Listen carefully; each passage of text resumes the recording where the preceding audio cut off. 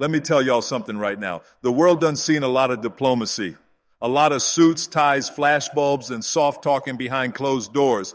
But what just happened up north? That ain't diplomacy. That was fireworks. That was truth served ice cold with that Canadian politeness wrapped around a sledgehammer of reality. That was a moment in history where a nation, our neighbors to the north, stood on the global stage, looked hypocrisy dead in the face, and hit it with a beat, a lyric, a message so sharp it had the whole world doing a double take like they just witnessed the most elegant takedown in diplomatic history.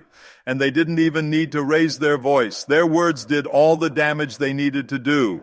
See, you know what happens when a nation's patience runs thin, when they've been the good neighbor for too long, when they've been nodding along, staying quiet, playing the role of the polite friend while watching their southern neighbor throw tantrums on the world stage. One day they stop playing nice. One day the maple syrup gloves come off, and when that nation has been consistently underestimated, consistently overlooked, and constantly treated like the quiet sibling who should just go along to get along, oh, they're going to serve some reality. That's what Canada just did.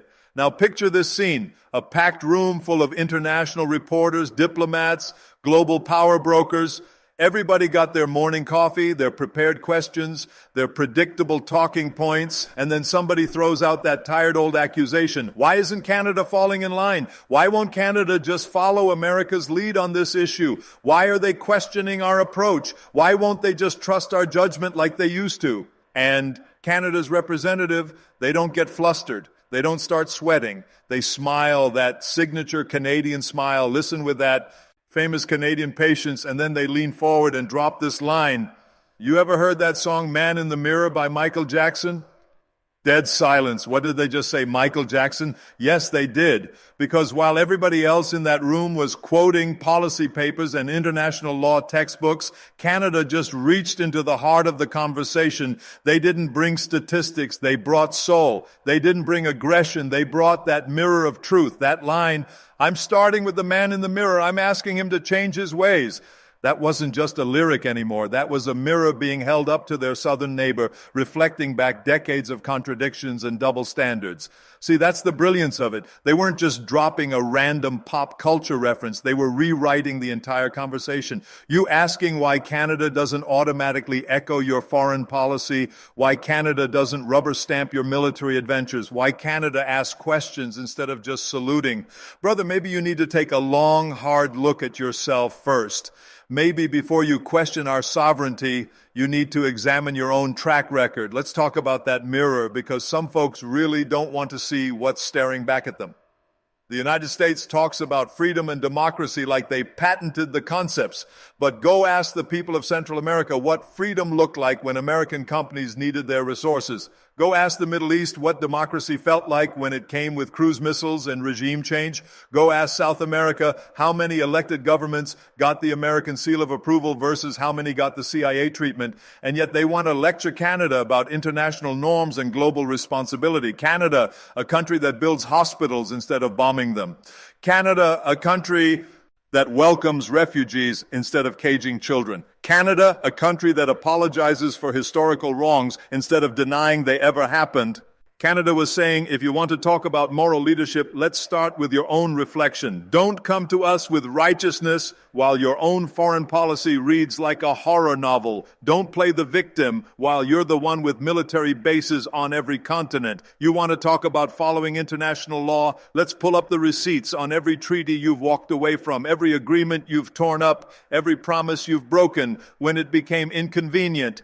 And it wasn't delivered with anger. It was delivered with that distinctly Canadian combination of politeness and precision, that kind of clarity that doesn't come from briefing books, that comes from watching your neighbor for decades, that comes from a nation that's seen the pattern, recognized the contradictions, and decided they're not going to pretend anymore. This isn't the Canada that automatically says yes to keep the peace. This is the Canada that's found its voice and isn't afraid to use it, even when it means telling uncomfortable truths to the most powerful nation on earth. Now let's break down the genius of that Michael Jackson reference. Man in the Mirror isn't just a song about personal reflection. It's about taking responsibility for change, starting with yourself. It's about stopping the finger pointing and starting the hard work of honest self-examination. Canada wasn't trying to embarrass anyone. They were turning on the lights. They were saying, we're making decisions based on what's best for our people and our values. We're talking to multiple nations because that's what sovereign countries do. We're not here to be your automatic yes man. We're here to be your neighbor, your partner, but also your mirror when you need one. And that room full of international observers, they didn't know whether to applaud or hold their breath because they realized something fundamental. Tal had shifted. This isn't the Canada of the 1950s that followed American foreign policy like a younger sibling. This isn't the Canada that stays quiet to avoid making waves. This is the Canada that will look the most powerful nation in the world in the eye and say, we respect you, but we won't enable you. We'll partner with you, but we won't be controlled by you. The American media tried to spin it as anti-American sentiment. No, this was pro-Canadian sovereignty. This was pro-independent thinking. This was pro-doing what's right instead of what's expected. What really bothered them wasn't that Canada disagreed. What bothered them was that Canada disagreed so eloquently, so calmly, and so effectively that it made everyone else in the room start questioning things too. This is what burns up the old power structure. The fact that their closest ally, their most reliable partner, their next-door neighbor who shares the longest undefended border in the world is no longer content to just nod along. The fact that Canada isn't just following orders anymore, they're setting examples, and they can't figure out how a country known for being polite can stand up in a room full of international pressure and quote an American pop legend while simultaneously exposing American foreign policy contradictions. That, my friends, is what you call diplomatic poetry. And let's not miss the deeper symbolism here. Michael Jackson was beloved globally, transcending politics and borders. His message about looking inward before judging others resonated across cultures and continents. So when Canada quoted him, they weren't appealing just to American sensibilities. They were appealing to universal human conscience. They were saying, we all have mirrors. Some of us just have the courage to look into them honestly. They thought Canada would fold under pressure, that the economic threats would be too much. Trade disputes here, diplomatic pressure there, phone calls from Washington, stern warnings from think tanks. And yet Canada stood firm, calm, principled, and unapologetic. Because when your foundation is built on genuine values instead of convenient politics, external pressure becomes irrelevant. Canada proved that principle over power, values over expediency, and truth over temporary advantage. Now, let me tell you what the American foreign policy establishment can't handle right now.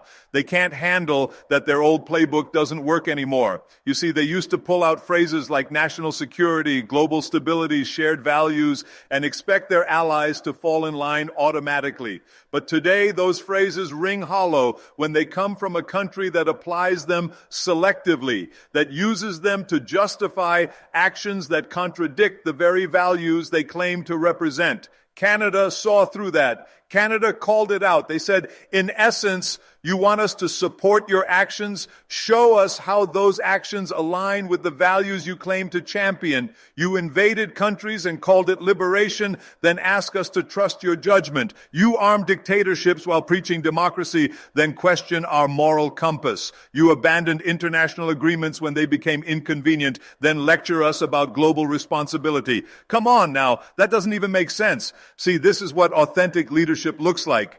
It's not just about defending your national interest. It's about defining your national character. And right now, Canada is defining itself as independent, thoughtful, and principled. No longer reactive, no longer automatically deferential.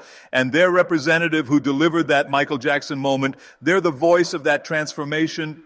A diplomat who can reference Shakespeare and hip-hop in the same breath, who can quote pop culture while dismantling foreign policy hypocrisy. That's versatility, that's power. Because while others use complexity to confuse, they use simplicity to clarify. And let's be clear, when Canada speaks up like this, it's not just for Canada, it's for every ally that's been taken for granted, for every partner nation that's been handed ultimatums disguised as consultations, For every democracy that's been told to choose sides instead of choosing principles. When they said, look in the mirror, what they really meant was, stop being shocked when we act like the sovereign nation we've always been. Start being honest about why that threatens you. That takes real courage, because we know what happens to allies who speak truth to American power. They get targeted economically, isolated diplomatically, criticized in international forums. But Canada doesn't flinch anymore. They've been through the pressure campaigns. They've been in rooms where eyes roll when they raise uncomfortable questions. But now those same eyes are watching closely, because Canada isn't whispering diplomatic niceties anymore. Canada is speaking clearly and confidently, and they're not asking for permission to do what's right. Don't mistake politeness for weakness. Don't confuse diplomatic courtesy with automatic compliance. Canada doesn't need American approval to make decisions that benefit Canadian citizens, doesn't need Washington's validation to act on Canadian values, and they sure don't need lectures about global responsibility from a country that walks away from international agreements whenever they become inconvenient.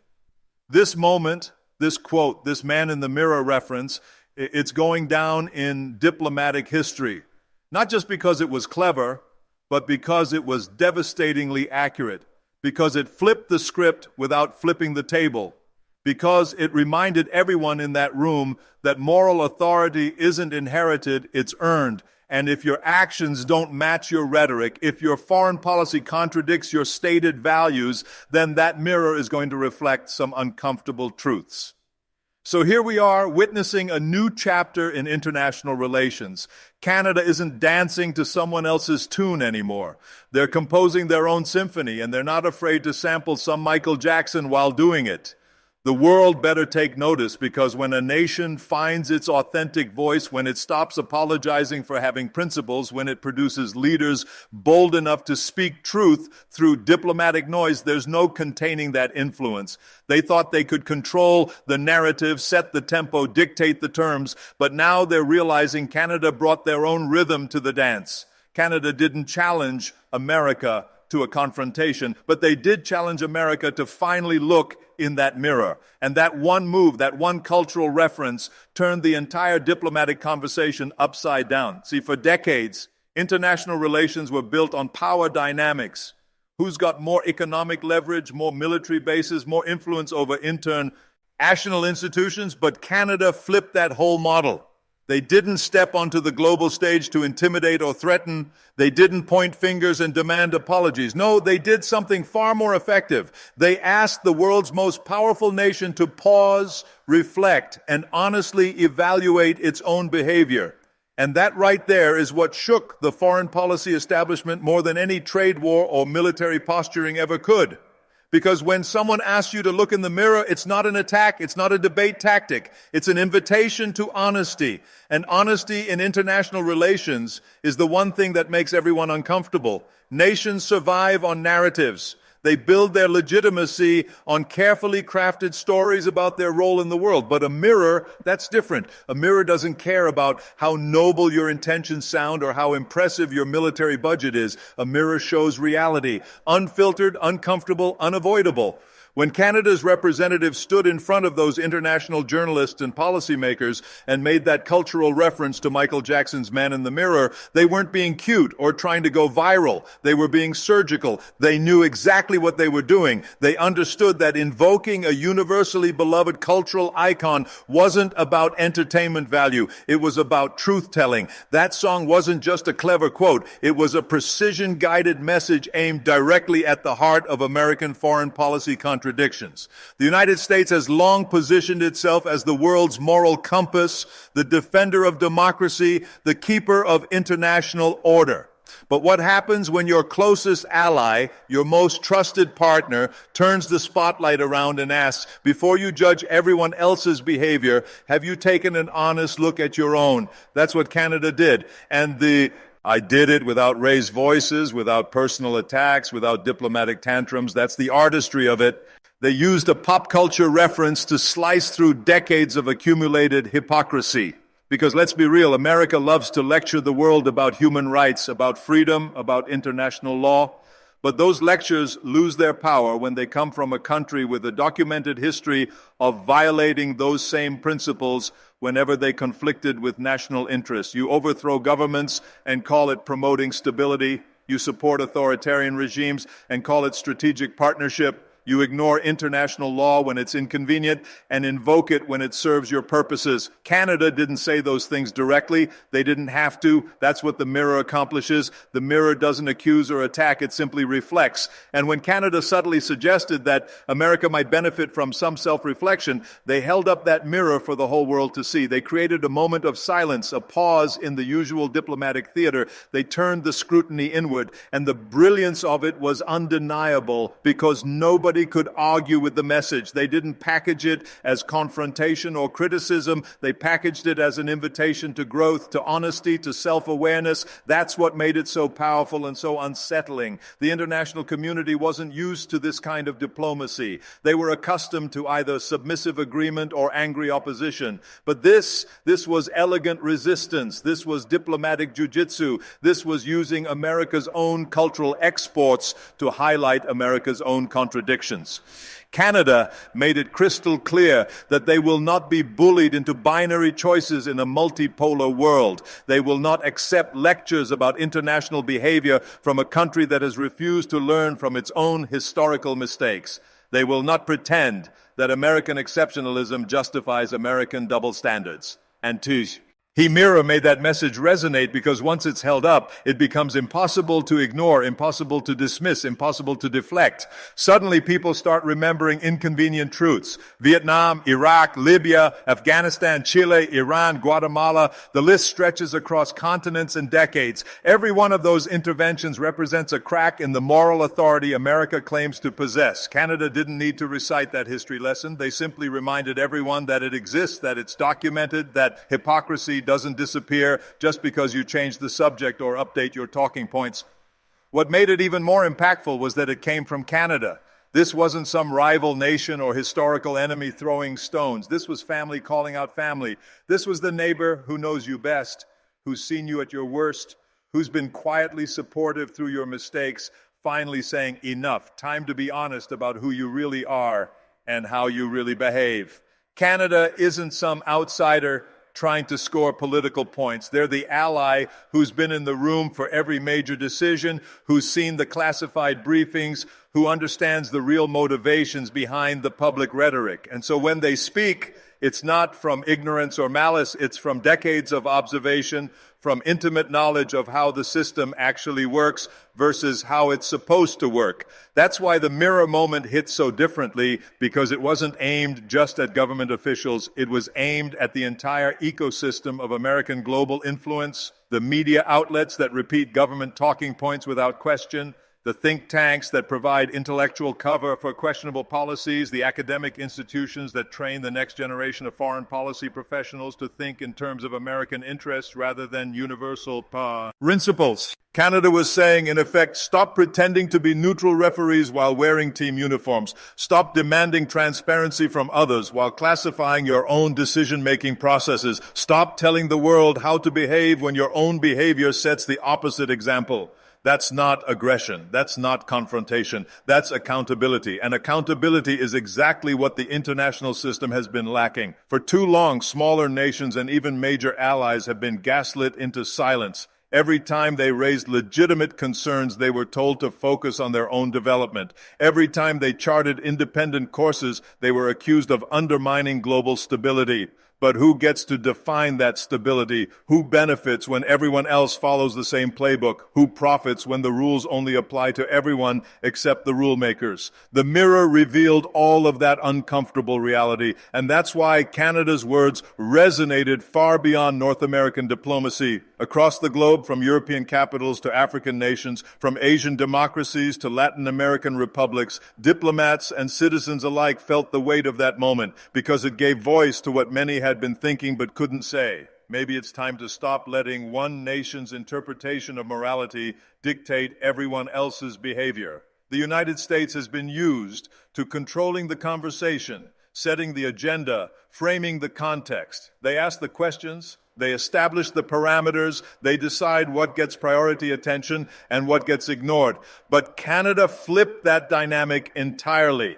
They reframed the entire discussion. They made the questioner question themselves. They introduced a new paradigm where moral authority has to be earned rather than assumed. And that's why the mirror is such a transformative tool, because once it's positioned correctly, it can't be moved aside. Once the contradictions are illuminated, they can't be hidden again. Once the double standards are exposed, the whole system of assumed moral superiority starts to crumble. What you're left with is something much more valuable than dominance or control. You're left with the possibility of genuine partnership based on mutual respect rather than hierarchical submission.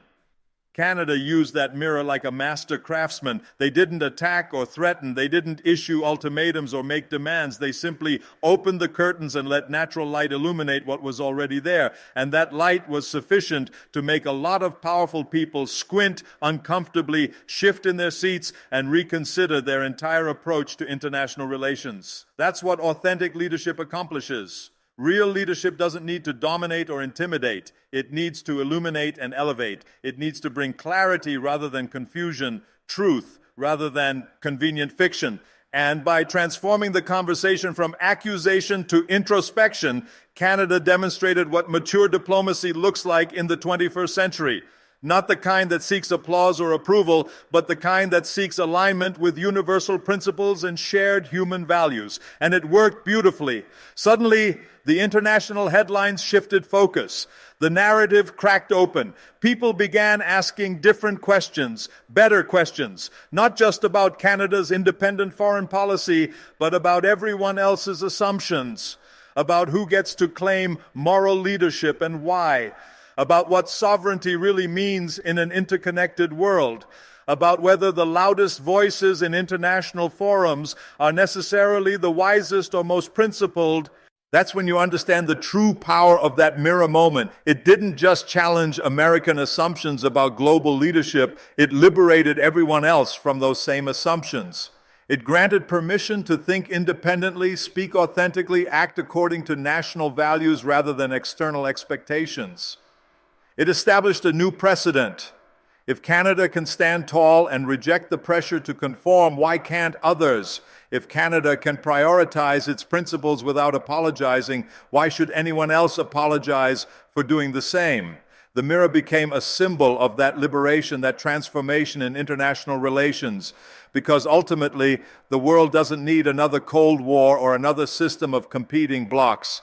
It needs honesty, balance, and genuine mutual respect among sovereign nations. It needs countries to mature beyond the old patterns of dominance and submission. It needs mirrors that reflect truth rather than megaphones that amplify propaganda. Canada held up that mirror not to destroy or humiliate, but to heal and improve the relationship. They showed that real friendship sometimes requires uncomfortable honesty, that genuine partnership demands mutual accountability, and that the strongest alliances are built on shared values rather than shared interests alone. In the end, that's what made their Michael Jackson moment so powerful. It wasn't about winning an argument. It was about elevating the entire conversation to a higher level of truth and mutual respect.